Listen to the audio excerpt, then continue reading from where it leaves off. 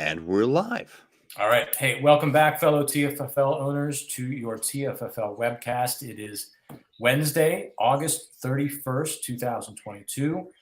We were just saying a week from now, 9:30 p.m. next Wednesday, me and probably a lot of us out there are going to be scrambling to pack a duffel bag for the next few days.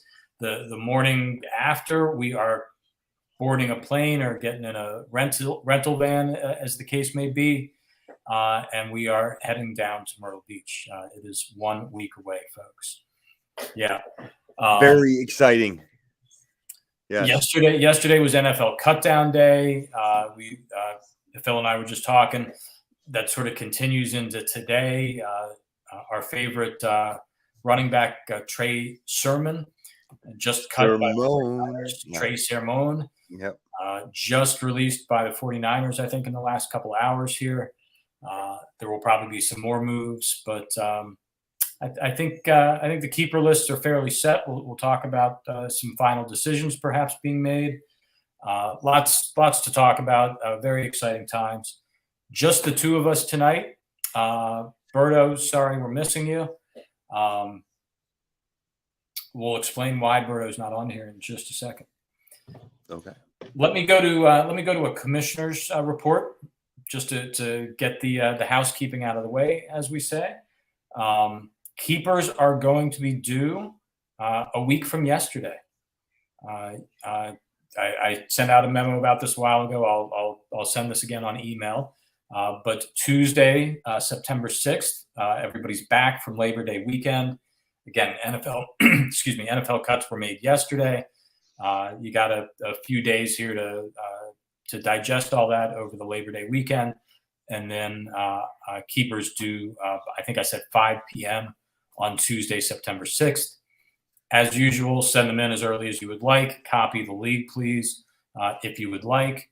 But I will post all the official keepers in the essential document as soon as they are all in, hopefully by 5 p.m. on Tuesday the 6th. Dues are due. I have not set an official due date, and I think it's fair to say that due date should be the keeper deadline. There's no sense in dragging this out until the start of the draft or anything like that. If we have to go find a replacement owner for anybody who's not willing to pay their dues, we should be able to tell those replacement owner candidates who their keepers would be and let them make an educated decision on whether they want to join the league. So pay your dues on time. The deadline is hereby 5 p.m. on Tuesday, September 6th. I think most people have paid their dues. It's more than one person. We do have multiple owners, I think, who still need to pay them. Everybody has paid Berto for the house, so we're good there. But yeah, please pay Nick as soon as you can on your dues. Draft weekend is coming up. I don't need to tell you when the draft is. It is Saturday of draft weekend. I think I set a time of 1 p.m. We will draft as soon as we can that day, as soon as everybody's ready. There you go. The draft weekend is coming together splendidly. I should compliment Berto, of course, on everything he does, from getting the house to booking our golf. Michael Giovenco stepped in and worked with Berto to pick out a great restaurant. They've made a dinner reservation. Rich, as usual, is aggregating everybody's travel schedules. Smithers coming down, joining the crew. Connor coming down despite his torn Achilles. People are making strong efforts to come. Really looking forward to this. Wait, back up with Connor and the Achilles. Am I wrong? Did he say he's going to try and play golf in some kind of boot? I believe that's what he just reported in the last 24 hours or so. I mean, look, Connor is going hardcore for draft week. Smithers is moving mountains to come hang with us. This is good stuff that we've created here. Yeah. And I could be wrong, but the hints I think I've picked up are that Adam is coming as well.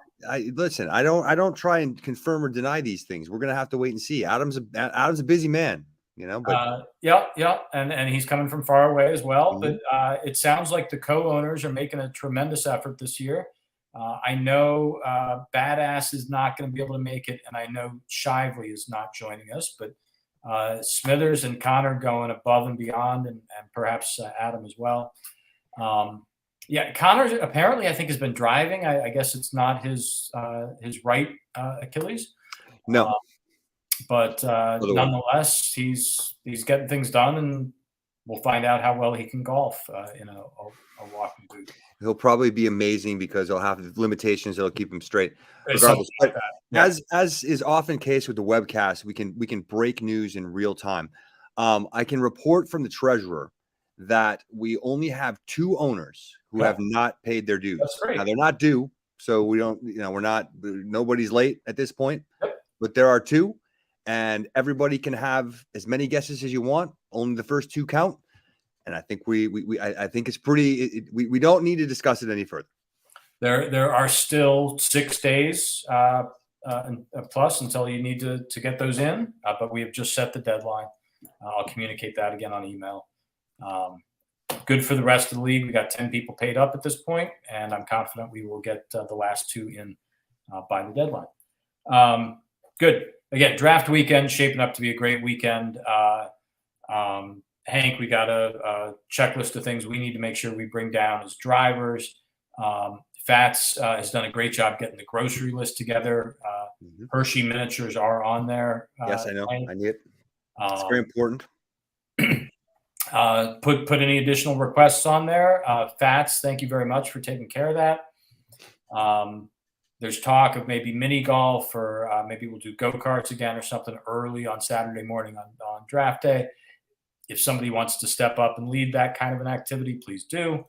But thanks to Berto, to Berkman, to Michael, to Fats. Hank went out and got the rental van for us. That'll come in handy for the whole league. Yep. We're in good shape for this weekend. Yes. All right. Let's talk about some things. We got some interesting news to talk about. We do. Let me start with just a fun one. We'll get this out of the way, get ourselves warmed up. So the reason Berto is not here tonight is he is actively engaged right now in another fantasy football draft.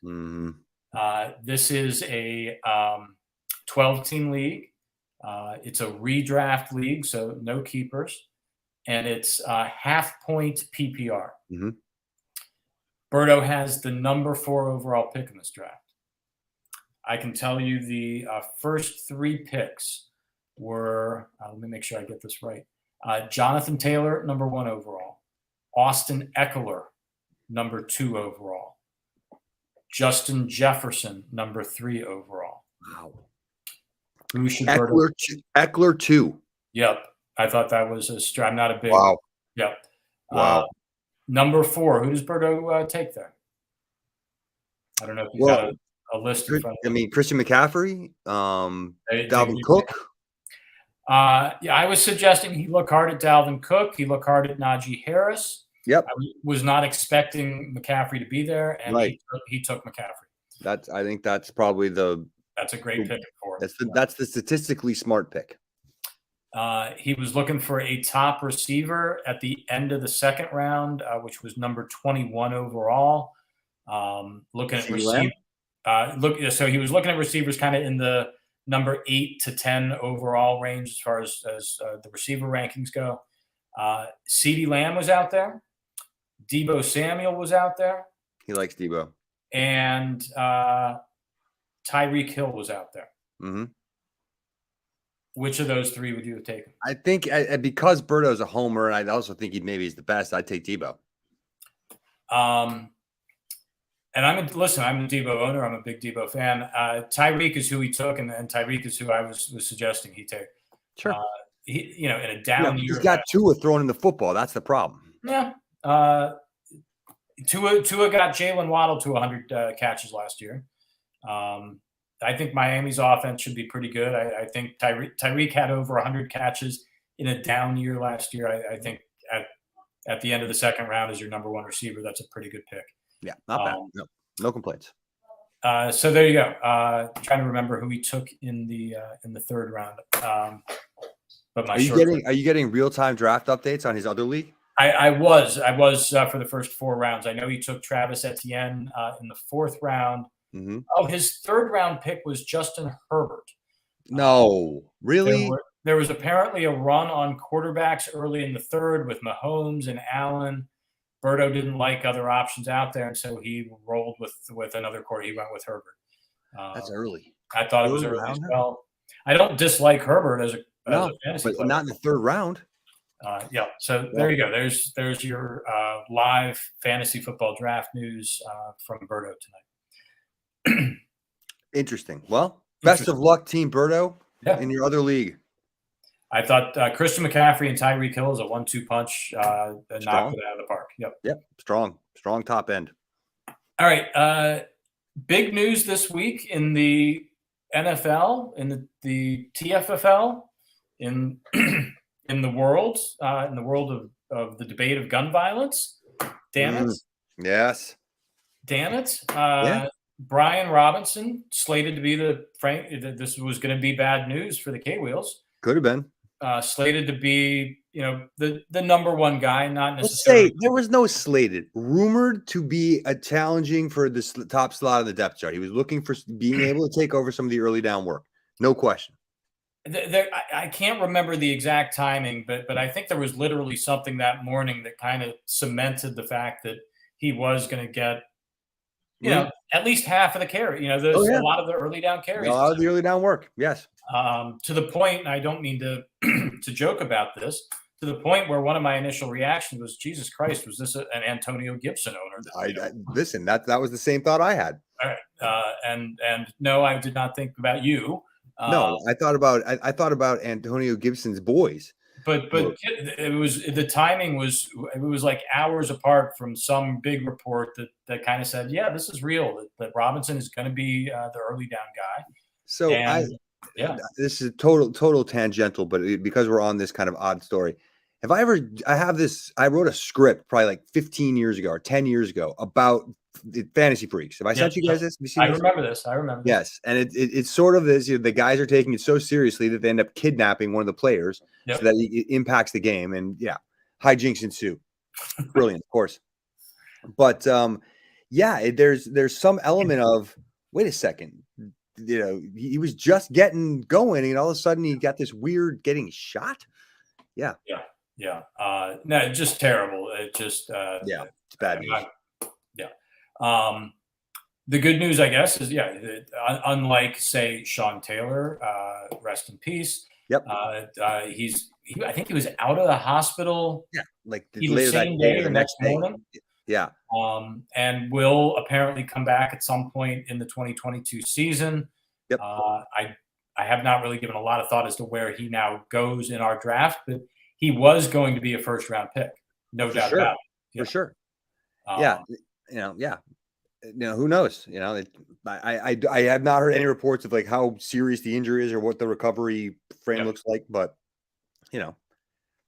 I've never been shot in my life. I'm glad he's out of the hospital. I'm a little surprised that the forecast is he's going to be playing again this season. Mm-hmm. But we don't know all the details of where he was shot. Apparently, one shot in the butt, in a glute. Yep. Right in the ass, yes.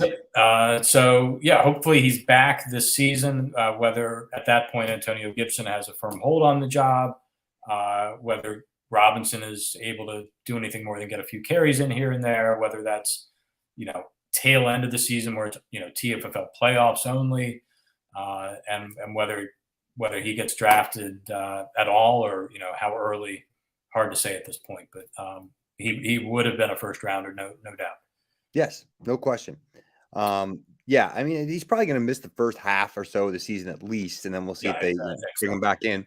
I guess I'm happy that Antonio Gibson now has a cleaner path to the carries, but no, that's bad news. Yeah, it's a terrible story.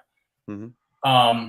The other news, again, I just mentioned this, Trey Sermon, released by the 49ers. We're going to transition here in a moment to talking about the TFFL's 1st round, where we'll be talking about running backs, kind of like Brian Robinson, kind of like Trey Sermon. guys who are not NFL first rounders talent wise, but who opportunity wise and position wise as running backs, are very appealing first round picks. Mm-hmm. Are we going to learn enough of a lesson from Trey Sermon? I'm getting better at that. That a team like the Aliens at number 4, a team like the Hormel Hams at number 5, the Senators picking for the second time at number 6 overall. Are we going to take I think Damian Pierce probably ends up going at number 3 overall to the Mongols, the way he's looking.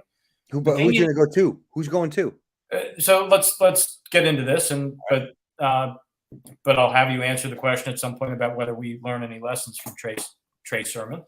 I think 1 and 2 are pretty set. I think it's Breece Hall. I think it's Kenneth Walker. Kenneth Walker for sure, huh? Terry asked me that question when we've been chatting on email, and I think the answer is yes. I think Nick made that move for Rashad Penny, knowing he was going to take Walker. Kenneth Walker. Yeah, that may make a ton of sense. Walker is. I keep laughing with Amanda about this because I keep seeing the blurbs on Kenneth Walker where Pete Carroll is quoted, and Pete Carroll infamously knows nothing about injuries and yep. And the first quote was Kenneth Walker's gonna battling a hernia, he's day to day, and I'm like, listen, I've had a hernia, I know where this is going. This is not day to day. He's not day to day. No, and it was something. The quote was something like, "He's working on it," and I'm like, "How is he working on it?" He doesn't have a hernia. This is not how this goes, Pete. Yeah. And then the next day the blurb, Kenneth Walker is going to have surgery. I'm like, yes, of course. And then just yesterday or something, there was a quote where from Pete Carroll where very optimistic. We're not sure. We're optimistic for week 1. He's moving around a bit. He was throwing the football. I'm like, yeah, I was moving around a bit too. That's not going to cut it. No. He's not getting tackled anytime soon in his midsection. I promise you. Yeah, I mean, have we seen him in the preseason? I haven't paid attention, but I can't remember if he even got carries in the first game before his injury. But I think Kenneth Walker is going to get a good opportunity in Saddle. He's a talented running back. He's again, Nick's already got Penny. I think he's kind of locked into taking Walker there. Sure. And I think the gap between Walker talent-wise and any of the other rookie running backs is pretty significant, as evidenced by where they all got drafted in the NFL draft. Yeah. But here's the big So I think those are 1 and 2, and then you start getting into guys like Damian Pierce. Yeah. Looks like the locked-in number 1 guy in Houston. Yep. They cut Marlon Mack. He's gone. Marlon Mack is out. They cut Marlon Mack, and they cut Royce Freeman today. Ooh, okay. So wait, they have Lindsey is still there? No, they have Rex Burkhead, and they have I'm going to mispronounce his name. I think it's Dare Ogunwale or something. Yeah, like Ogunwale. Yep. Okay. Pass catching back. Pierce is going to be the number 1 guy there on a bad team. But yeah, so does that make him automatically the number 3 overall draft pick? Or you got nobody else? Yeah. Or do you say, damn it, no, I'm going to take a first-round NFL talent. I'm going to take a Drake London or a Garrett Wilson or a Chris Olave. And that's the best pick is a long-term keeper league pick. Yeah. Well, and that's, especially with the rule change coming, that, harnessing and building that stable of the RBs and having to take flyers on young guys is, but I think that's going to be tempered a little bit by the rule change. You don't have to necessarily. Yeah. So yeah, if you like a guy like Olave or London or one of those guys, yeah, you could absolutely justify taking them as high as number 2. In fact, I'm not sold on Kenneth Walker. I think Breece Hall is clearly number 1, but after that, I think there's a lot of room for, eye of the beholder kind of stuff. So I think the first round is going to be maybe more interesting this year. And so there's not clear cut, rookie running backs that are definitely going to find their way, or as many of them. But I think the interesting wrinkle now is that there aren't a lot of clear-cut rookie receiver, like whichever direction a team like me at number 4 wants to go, if I decide, these rookie running backs aren't talented enough to merit an investment at the number 4 overall pick, which rookie receivers are standing out right now? Yeah. You'd love to say Drake London's, the guy there if he's available, but he hasn't played in the preseason. Well, and who's throwing the football? And who's throwing him the football? Yeah. And I'll put this on record on the webcast. I said this to you and Michael at our pre-draft dinner. I said this to Terry on email the other day. Go watch all the Drake London highlights you want. You're going to see the same thing over and over and over again. The guy runs fast, straight downfield, turns around with his 6'6" frame, boxes out the defender, and catches the ball. And great, that's going to work wonders. Yep. I'm just not sure I see anybody with an upside greater than Mike Williams. Okay. And maybe that's fine. I just don't know that that's what you're looking for when you say, that's the guy at number 4 overall. Well, it's interesting you say Mike Williams because I have a bit of a soft spot for him. I like him a lot, and I've had him at least a couple of times on my team. You want him, and he's there, and you see the potential of what he could be, and he so rarely is. He so rarely gets to what you think he can do. So, hey, if the comparison is Mike Williams, I think that's frustrating. It's an interesting because Mike Williams had a very good receiver. Absolutely. I think the first half of last year he was great. The last half he was terrible. He did nothing. Right. Yeah. Anyway, so I'm not sure Drake London's my guy at 4. And nobody, Garrett Wilson, Treylon Burks, Olave has had a couple flashes. I like him. That feels a little early for him to me. That's the best you can say. Olave has certainly not dominated, and he's got Michael Thomas and Jarvis Landry and Kamara catching passes. That's the issue. You can quickly turn away from some of these second-tier running backs, but I'm just not sure who the in favor of who. Yeah. There isn't a Randy Moss or whatever in this class. A receiver that's like he's going to have an impact immediately. Yeah, and you're right. I think as you start really looking at it, there are probably the 3 rookies that have got the clear path to immediate playing time in Hall and Pierce and Walker. And then where do you go? Because Robinson was going to get time, but he's not anymore. Isaiah Spiller, hasn't done enough, I don't think yet. So in my last mock draft, I had it's interesting. I think I had James Cook going 3 to the Mongols, and I had Spiller going 4 to me. And right after that mock draft, Cook kind of took a step back because Zach Moss started getting a lot of touches, and Spiller all of a sudden got his ankle injury, and the Chargers went out and signed Sony Michel today. So I don't think Spiller is even a first-round pick anymore. Yeah, that's interesting. Yeah, I mean, they have Josh Kelly too, right? I mean, do we say him? Yeah, that was part of the story too. Is like right after the mock draft, all of a sudden Josh Kelly looked like the backup to Everett. Man.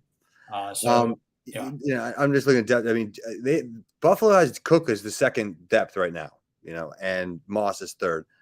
But I think it seems like what Buffalo is. I think they're going to keep all 3 of those running backs active. Yep. Cook is going to come in and catch some passes. Moss is going to come in toward the goal line. Singletary will be the guy between the 20s. Yeah. And Josh Allen is going to get plenty of rushing yardage and touchdowns himself. Absolutely. Those guys are all just weapons in the Buffalo offense, which are probably good pieces to have because Buffalo's probably going to score a shit ton of points this year. Sure. Whether they're good enough pieces to invest the number 4 overall pick in. Well, that's a different story. If and again, at the number, let's call it in the top 5 picks, especially, you're really counting on getting an asset that will be a building block for your team for several years. Hopefully you're not visiting that territory all that often. Same thing with me keeping Zach Moss. I don't think I'm going to. I just with those other 2 guys there, with Josh Allen there, I think Moss's upside at this point is just way too limited. He's looked good this preseason. But. Yeah. but what? Yeah, like I said, his upside is he's one third of the Buffalo running game. Yep, or 1/4 of it. 1/4 really, yeah, with Allen. So yeah, I don't think you can keep I don't think Moss is probably your best option. All right, so let's if you go look at the projected keepers, and I'll remind everybody, for what it's worth, I've got my projected keepers baked into the essential document. You can go find that tab. I'll update that with the real keepers once they're announced. You go look at that. Everything is pretty well locked in at this point. I've got a few things I want to ask you about, and we'll start with your team. This came up at our pre-draft dinner. I know you're still chewing on things, and you got 6 days, but you've got a lot of talented receivers who you need to decide whether you're going to keep, Cortland Sutton or Marquise Brown. If you don't, there's probably a lot of interest in those guys as high as the first round of the TFFL draft. Yep.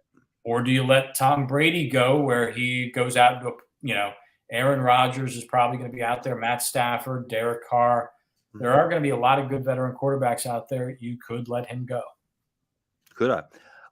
Yeah. I mean, we talked about this at dinner, so not breaking news, but I mean, I think I am definitely chewing on this idea that I've got two really good receivers in Brown and Sutton. I think either one of those guys, and I've seen charts that have Brown ranked higher than Sutton, and I've seen it the other way as well. I mean, Sutton's got Russell Wilson at quarterback now, and Marquise Brown is in Arizona with Kyler Murray in an offense that's going to score. I'd love to have them both. Obviously, I need a quarterback, but keeper league, Brady is this year, and yes, I am playing for this year. I want to be clear. The K-Wheels are in for this year as the primary focus. I think maybe to win this year that either Sutton or Marquise Brown may be a better asset for me as a keeper, knowing that I can get a very good quarterback, earlier in the draft. So I'm chewing on things. We shall see. Okay. I think the Fats, if you again go look at the projected keepers and see all the additional names that are in the mix, the Fats can almost field a second starting lineup with their in the mix group. They have a very deep roster in total. Do you think Juju Smith-Schuster belongs on their keeper list over Devontae Smith or Jerry Jeudy? Well, I guess I'll just, maybe I'm biased. I like Jeudy for the large part of the reason why I said I like Sutton in that, I think their Broncos are going to score a lot. I think Wilson being there is going to matter. I mean, I think those are both young guys in Smith and Jeudy. Not that Juju Smith-Schuster is necessarily younger or that much older. And he's playing in Kansas City, which, hey, Mahomes is going to throw it out there. Look, it's like my dilemma. You've got some good options. Who do you feel best about? And I understand Juju. He's probably now the number one guy in Kansas City now that Hill's gone. Yeah. I can't argue that's not a bad keeper choice. I would consider not keeping Devonta Smith. I think I want to keep Jeudy. My reporting on this has him leaving Juju off and keeping those slightly younger guys. I think Juju is still only 25, if that, maybe. He may even be only 24. So he's not that much older than Devontae or Jeudy, but I think the sense, at least, is they're younger. Right. He's an Eagles fan. I think he's probably leaning toward keeping Devontae. I can't argue with that. I mean, yes, I'm also a homer, and if you get the choice of this or that, and they're reasonably equal, well, hey, no. Yeah. I mean, how? And I guess this is more of a question: is T. Higgins maybe not the guy that you let go? Listen, I'm kind of with you on this. I hate to put this on camera too, because I could be terribly wrong about it. Mm-hmm. I don't think I do think T. Higgins to me is kind of overrated.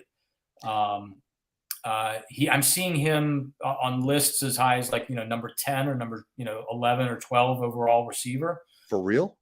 Let me we can do this. I mean, I guess I haven't been studying the top ends of most of the lists just because I know I can't get any of those guys. But that seems ludicrously high for T. If I go to the rankings, non PPR for receivers, the three clowns on the TFFL site, they have got T. Higgins at number 14, number 15, number 16. So I was a little high with that. 15th. Yeah, basically an average of 15th. Right next to guys like Michael Pittman, Keenan Allen, Cortland Sutton, all of whom I would take ahead of T. Higgins. Yeah, then maybe I'm undervaluing T. Higgins if he's ranked that high. I definitely do not think of him as a top 25 receiver. I just don't. Maybe he is. But he's got Jamar Chase opposite him, right? Jamar Chase is the number one guy. You got Tyler Boyd certainly catching 70, 80 balls, probably as the third guy. But yeah, I think there's a little bit of an overinflated sense of what that Bengals offense is going to do this year. T. Higgins is a good goal line receiver. He's a tall guy. That's surprising. I guess I made that comment, and then I'm looking at the Mike Clay's top 150 dynasty keepers, and T. Higgins. Where do you think he's ranked in the top? He's higher than I would think. Am I talking receivers overall? No, all players. Okay, well you're tipping me off. He's going to be higher than I think. So 25, 19.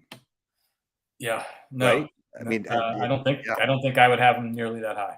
But the only receivers ranked higher than him: DJ Moore, Cooper Kupp, CeeDee Lamb, Jamar Chase, Justin Jefferson. He is the 6th highest ranked receiver. And DJ Moore is in the top 5. That's very interesting.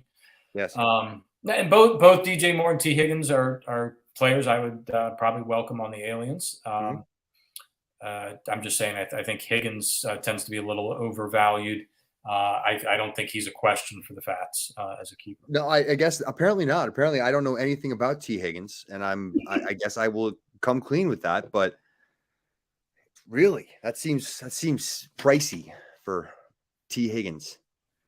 All right, I think the last big decision facing teams is going to be the Aliens and what we decide to do with our 7th keeper slot. Yep.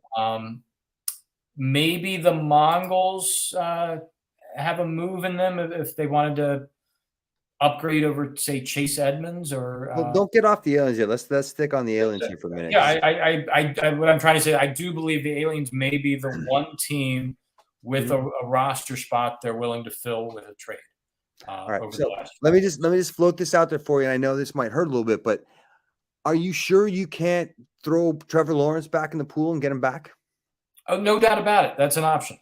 But I may have 2 spots I could fill if I really wanted to throw Trevor Lawrence back. Well, and I see you've got Hunter Renfrow penciled in now over MVS and Zach Moss. So that's Hunter Renfrow is the 7th guy, and I'll be clean on this. I don't want to keep him.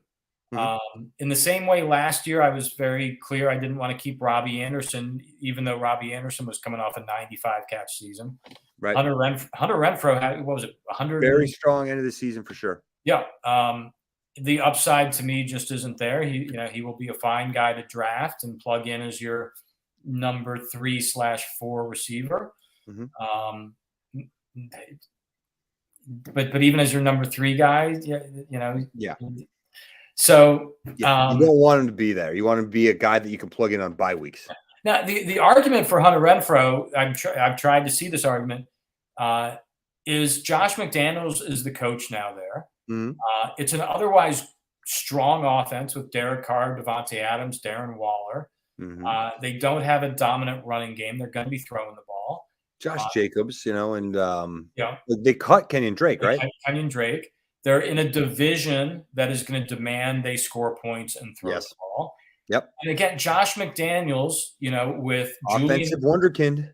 with slot receivers in particular, Julian Edelman, Wes Welker, turning in 100-catch seasons over and over again. There is a good chance Hunter Renfrow comes back and has 100 catches and 1,000 yards and 8 touchdowns. And damn it, that's a keeper. That's a keeper. Absolutely. Absolutely. I mean, you're selling me. But I think that's his upside, not what you can reasonably expect. No, but who knows? I mean, the Raiders could be, you're right. They could be in a position where they're going to be an offensive juggernaut this year with Devontae Adams taking, a lot of the coverage with him, and Darren Waller's no joke. And, maybe Renfrow is well positioned to have a great year. I'm kind of selling myself on keeping Hunter Renfrow, but I really don't want to. He's, to me, just not. Yeah, but I understand you like Zach Moss a lot as well, but not keeping him. How valuable is that? MVS is not a keeper. No, but if and I'm a little biased because he's on my roster at the moment. Obviously, I've picked him before, but if you ask me who the guy is this year in Kansas City, at least from a value standpoint in our draft, I think MVS is the guy to go get. What about Juju? Juju is going to go much earlier. Like I said, I think Juju's probably a first rounder in our draft. MVS is probably going to be fifth round, third, maybe. I don't know. I don't think I'd take it quite that high, but starting fourth, fifth round, he's probably a decent value. He could emerge as a 10 touchdown, 1,000-yard guy in that offense. Okay. I don't think it's going to be Mecole Hardman. I don't think it's going to be Sky Moore this year. No. Juju, I've watched a lot of him in Pittsburgh. Maybe it was Ben Roethlisberger, but I think he may not be a great downfield receiver, and that's what MVS is. Okay. So there's my argument for MVS. But hey, and who knows? You might be absolutely right. I mean, I think Juju's going to get every chance to be the number one in Kansas City. And then Sky Moore, who knows? Maybe he's a superstar in the making. There will be a lot of Kansas City receivers available to draft. Yes. Juju, Are any being kept outside of Travis Kelce? No, that's the thing. I think as long as Juju isn't kept by the facts, you're going to have Juju out there. You're going to have MVS. You're going to have Sky Moore, who may go ahead of MVS in our draft. I think so. Mecole Hardman. I know there are owners in our league who really love him, and I've seen great projections for him this year. He could go high. That it's going. Yeah. Who do you like among those four? They're all going to be out there. So back. That's interesting. The Kansas City receiving dynamic is going to be very interesting. But I don't think I'm keeping MVS to be honest. So if I'm not keeping any of those guys, take a look around. The in the mix candidates around the league. People who aren't on keeper lists, but maybe I should be looking at. Yep. There are a lot of options. Sure there are. I have made offers. I have received offers. I will probably be making a move in the next few days. Very exciting. I've had offers turned down that at this point I'm kind of glad they were turned down. Okay. A little surprised people, and you were one of them, actually. Yeah, people love their own teams. I love all my guys. They're worth more to me. That's everybody always gives me shit. Yeah, because I get attached to these guys. I feel like I'm invested in them and I want them to do well. And so to give up on them and callously trade them off my team like Berto does, it's what is happening, and you're not the only one. Again, I've had multiple offers turned down. People are, and these are people turning down offers for players they cannot keep and will not keep. They want to draft them again. They want to draft them again. Yeah. Or want that too. I mean, look, because I said the same thing about Cortland Sutton. That if somebody and I've had offers for Cortland Sutton. Yeah, but if I leave him out there, I might want to take him at 10. And no, I don't really want to put him on somebody else's team when you offer me a third or a fourth round pick. Who gives a shit? I don't need it. And for the record, so everybody knows, I'm not even offering that high. But no, this is the thing. Is like what your return is. I'd rather throw him back in the pool and have the chance to get him. Even if I don't, it's still a pick that somebody, he's still a player now that's off the board. Right. So exactly. I understand. I very quickly start going into draft mentality of let's put as many good players in the pool as we can for the draft. Yep. So yeah, take a look around. Tell me who, is there somebody out there like, Stick, you should go get this guy. Yeah. I mean, look, I think Fats definitely has some interesting options to consider. I think you could look at one of the tight ends like Hawkinson or Goddard or one of those guys who want something versatile. Yep. Plenty of receivers out there. Yep. And I guess I feel like all of the running backs, and I throw them all in a bag. I don't know that any of them are. Yep, he's taken off this year. I feel good about offering a pick of any kind of value that this guy is going to be startable on a week-to-week basis. I mean, sure. Kenneth Gainwell could have his breakout year. Who knows? Darrell Henderson might all of a sudden really thrive. Who else is in here? Zach Moss. Maybe he does find his way. Or Alexander Madison if Dalvin Cook gets hurt again. And maybe Madison is maybe the one that you might want to have. I've pondered that, yeah. Mm-hmm. But I don't think you make a trade and keep them. Right. The problem, yeah. The problem with Madison is I thought about him briefly. You can't start him until Dalvin Cook is injured. Right. Well, he doesn't have a day-to-day role unless Cook is injured. And maybe they'll switch it up under O'Connell and they'll have a different approach with running backs, but I don't think so. You go look at Kenneth Gainwell on the other hand, and at least if I were to acquire him, I could start him as my number 3 running back, knowing he's got a role as their third down guy. Yeah. He'll get, 5 to 8 touches a game confidently. And if he starts getting better, that could improve. Right. Not that that's exciting upside, but at least he's going to play a role week in and week out. Whereas Madison, I think unless Cook is injured, is not startable. I can't start him. No. Maybe there's upside down the line with him, but if I'm making a trade, it's because I need a third running back to start week 1. And I don't know that there is one that you can be hugely countable on. That's more of a certain deal than you could draft. I mean, whoever you're talking about, Darrell Henderson, okay, you can draft him. I've got Cam Akers, yeah, and you've got Cam Akers, so you're not going to start them both anyway. So forget him. Pick another guy. This is the challenge. I've kind of cycled through a lot of different options. I've made some offers. And I will settle on one option and in the next few days. But there's not a lot of great options out there. They're all kind of equivalent. They're not all that much better than just keeping Hunter Renfrow, a guy who may catch 100 balls and score 8 touchdowns. Absolutely. Or Zach Moss, who may all of a sudden have a role in that Buffalo juggernaut of an offense. And right. It's impressive. Yeah, I mean, there's some decisions to be made, but in all candor, as I look at it and I look at the document as it is, I don't know. There's a lot of tough decisions to be made. Fats probably has some, but I think he probably has made them. Yep. I mean, otherwise, I think it's fairly clean. Yeah, I think again, the Aliens and their 7th keeper spot are the biggest decision. I'm keeping Trevor Lawrence. I understand the argument. I pondered it. There was it's the antithesis of me and Brady, right? It's like as you're saying, Brady is. I mean, I got him this year, and that's that. He's not an investment. It's a this year play. Yep. You're investing in Trevor Lawrence. Trevor Lawrence, you hope takes a step this year, but you're investing in him because you want him to be your quarterback for the next decade, as Jacksonville begins to become a juggernaut with Trevor Lawrence at the helm. Exactly, that's the goal. I get it. Yep. I don't have that with Brady. So then the question becomes, well, yes, I would love to have him for this year, but could I get something equivalent, maybe even better than if I roll the dice and say, okay, I'm keeping Sutton because now I've got 3 strong receivers and 3 strong running backs and Kyle Pitts. I can draft a quarterback later and then another quarterback later and have some options. Who knows? I don't know. I don't think the difference between you and me is so much that Brady's old and Lawrence is young. I think the difference is you've got excess keepers who you can say, I'm going to let Brady go and fill his spot with somebody I really want to keep. Mm-hmm. I think if I had Cortland Sutton, I'd be keeping him and saying Trevor Lawrence bye-bye. Right.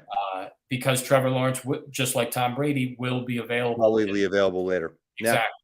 That would be, there's no doubt that would be the smart thing. I just don't even have that option because I don't have the surplus keeper talent. Now you can keep Zach Moss and MVS. Right, exactly. There you go. Invest. So I'm keeping Trevor Lawrence. There was the briefest of moments where I was like, yeah, I could go trade for a Matt Stafford, who the Fats can't keep. Yeah.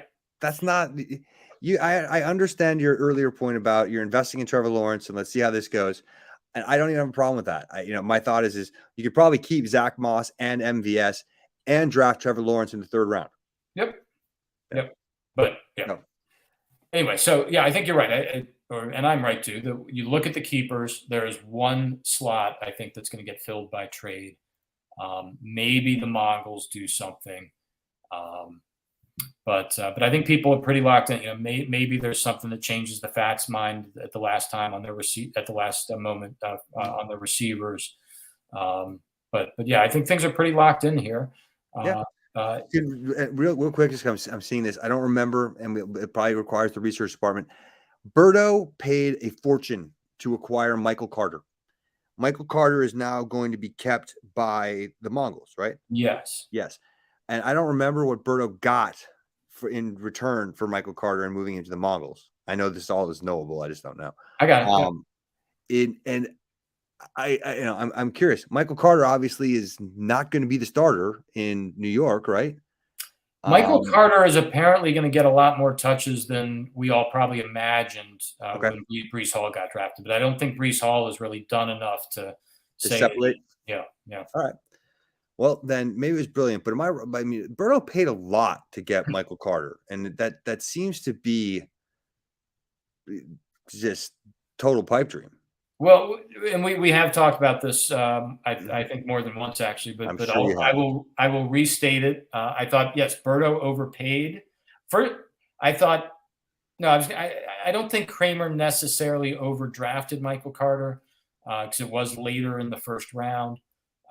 Michael Carter was never going to be a workhorse running back. So I thought Berto then definitely overpaid, giving up what I think was a 1 and a 2 to get him. Yep. That was a big overpay.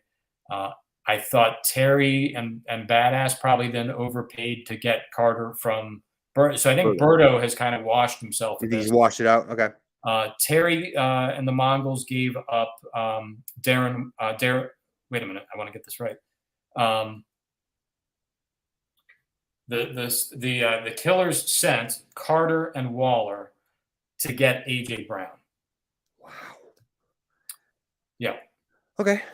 And Waller though. And I think it sounded like a nice package. I think again the problem is Carter is never to me going to be the workhorse there, and especially now that Breece Hall is there. He might be a guy you can start as your number 3 running back and again get 8 to 10 touches a week out of. He's playing for the Jets. I just don't think Carter is a high-scoring running back. Darren Waller is a tight end, a 30-year-old tight end who's now got Devontae Adams and Hunter Renfrow probably ahead of him in the progressions. Pecking order. Yep. Yeah. So I think Waller's a fine tight end, one of the better ones, but I think his upside is somewhat capped at this point in his career. Whereas AJ Brown, in theory, is going to be a stud receiver for the next 5 years. I was seeing if I could find it. They've got on the dynasty ranking things with Mike Clay. They've got values for a player, and seeing how that stacks up. I actually think it's probably not as lopsided as you might think. AJ Brown is ranked as the 25th best player to have as a dynasty player. Okay, as a dynasty player, and I'm still looking for the other two. Right. Darren Waller is 64. Yep. All right. And Michael Carter is 89. Okay. So 10.7 plus, they're 27. Okay. Together. So the trade value for those two together is a 27. And to acquire AJ Brown is 26.1. So it's not that it's pretty lined up in terms of value. Now, remember, a lot of these rankings overvalue tight ends because you have to start a tight end in most leagues. Yeah. Berto, I think, clearly got the best player in that trade. That's usually how I look at who won the trade. The Mongols, yes, needed people to fill out their lineup, but what the Mongols really need are difference makers, and they gave up maybe the biggest difference maker in that deal. Yeah, they did. But then Berto traded a 1 and a 2 for AJ Brown at the end of the day, and that's steep. But maybe who knows? Maybe worthwhile. He's young, might be a great trade. What do I know? And poor Michael Carter. We've talked about him a lot on these webcasts, and again, I think he's actually going to be a productive kind of number Could be 3 a decent player to have. Yeah. He has, I think, exceeded what most people thought his role would be coming out of training camp. Mm-hmm. So we'll see. Yes. All right. I think that's it. Good. This good chat. Yes. Excited. We got the draft. Yeah. A week from today, we'll be packing up. It'll be like Christmas Eve. And then we'll gather and drive and mock draft the entire way down, play some golf, play some zonk. Nice food. We got a full house. We got the full crew. Gentlemen, this is exciting times. Yeah. So I can't wait. Look forward to it. Get here already. Let's go. All right. Well, hey, good luck, everybody, in your last week of preparation, whether that includes making trade offers to the aliens or not. But do get some offers in. Again, I think decision coming in the next few days before we get too deep into Labor Day weekend. Get your keeper lists to me and to the league as soon as you're ready. You should probably take a few days and just see what happens over the next few days. But once you're ready, on Monday or Tuesday next week before the deadline, send that around. I will alert the league when they're all in and post it on the site. Get your dues in if you're one of those last 2 owners who still need to pay your dues. Get your grocery orders in with Rob. Get your itineraries to Rich if you haven't done that already. Enjoy the build-up. We're a week away. I will see a lot of you guys next Thursday. Some of you on Friday. Looking forward to a great weekend for 4 days down there. Yes. See you soon. Good luck to everybody. And get your keepers and your dues in, folks. Yeah. Take care. It's not a stick sign off until you say take care. Take care. Yes. Good. All right. Now it can be a sign off. All right. Do your stretching exercises, gentlemen. We have a very active weekend ahead. Rest up. Look forward to it. Good luck. Take care.